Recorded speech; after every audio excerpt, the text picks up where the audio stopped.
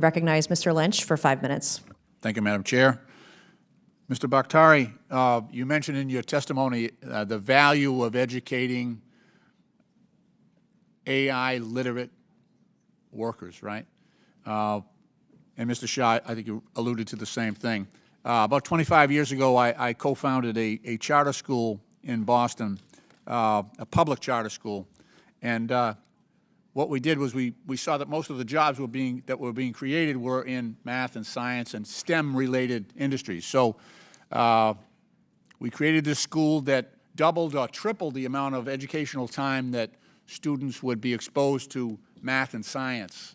It's worked very, very well. Those students score very, very high on math and science in the MCAS.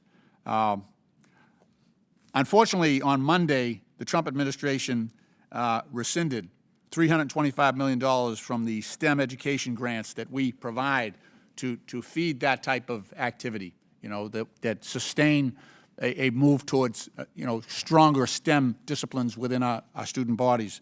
And that was money that was already authorized, so it wasn't, you know, up for debate. This is the stuff we did last year. Is that something that cutting $325 million in STEM grants, is that going to help our effort here on AI?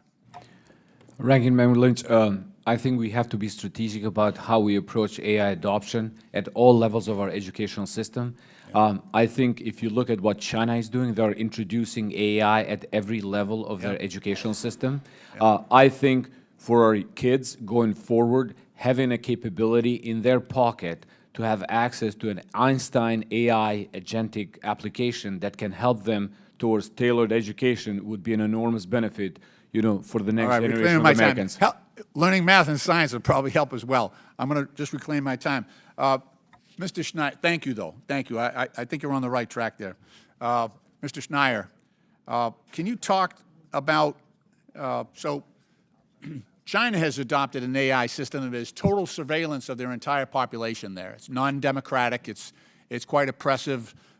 Their goal is to be able to surveil every single member of their society, know what they're doing, know what they're purchasing, and for oppressive reasons so that no one gets out of line.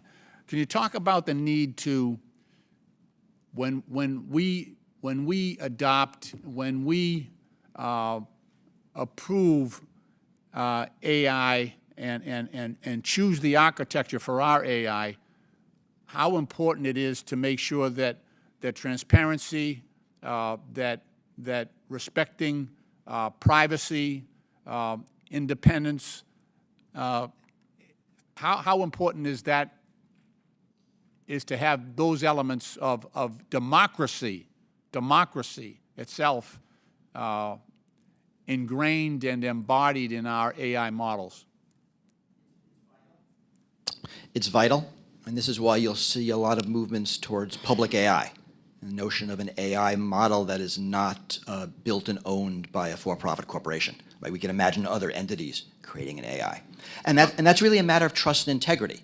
Can we trust Grok or even the model from Google or Amazon or any of the other models? Or do we as a country need a model that is built on American democratic values and not necessarily corporate values?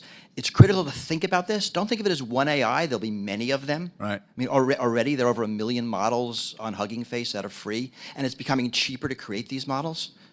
I want you to move to in your testimony, you talked about the dangers that Elon Musk created by the way he was diving into Social Security data and IRS data, and the danger that presented to the United States from a national security standpoint and to the privacy of U.S. citizens. Can you talk about that, please? I mean, and it's really a matter of process. You know, the goal might be a good idea, but the reason we have controls around this data, who can access, under what rules, in what configurations, are because it's so sensitive. And you think about the different data enclaves, and whether it's census or military data or OPM data about government employees or health data, this is very critical, and we as citizens give this data to the government for good reasons, and it's kept separate for good reasons, and it's kept secure.